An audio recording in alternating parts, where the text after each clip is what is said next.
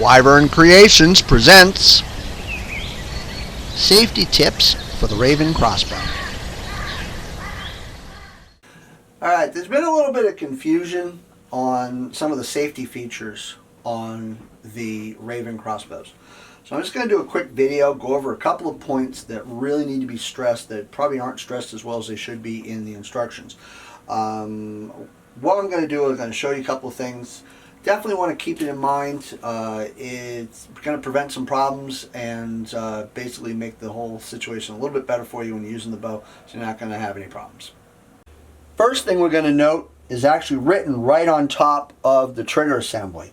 You do not want to lubricate the trigger assembly, and you do not want to use wax on the center serving. A lot of people are using wax like they've always been for years on their existing crossbows. You do not want to use wax on this. It will build up and cause problems in the trigger. You want to use, if you're going to lube it at all, you're going to want to use a polymetric bowstring fluid like you can find from scorpion venom. It does not build up and will keep the serving moist. But don't use any wax on the serving, and don't lubricate the actual trigger assembly. The next note I want to make is that the sliding trigger assembly needs to be positively engaged onto the string itself. You want the claws of that trigger to snap down into place and really good and hard grab onto that string. This slide bar here, it's very easy to just kind of lightly put it up on there. You want to have a good solid pressure behind it and hear that click with those fingers coming down. This is what you want to hear. You don't hear that good click, that's not positively engaged. You want to make sure that that's on there before you start cranking this back. Last thing I want to note, and it is written all over this bow, is to make sure when you go to load an arrow, you do not put your fingers anywhere inside this triangle of death, basically, where you could potentially hurt yourself.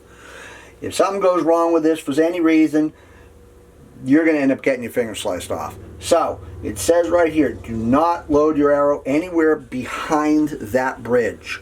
So when you're going to do this, take your arrow, make sure you're nocked correctly aligned with the cock vein. Load it from in front of that bridge. Line it up on the groove correctly, and from front here, shove it into place and knock it onto the string. Simple as that. Now if something happens, arrow's going to go away from me. I'm not going to get impaled with it. Always have it pointed in a safe direction, and I am nowhere near this string. When you go to remove the arrow, same thing. Make sure you hold it from in front of that bridge, unclip it off the string, and slide it out. Very simple.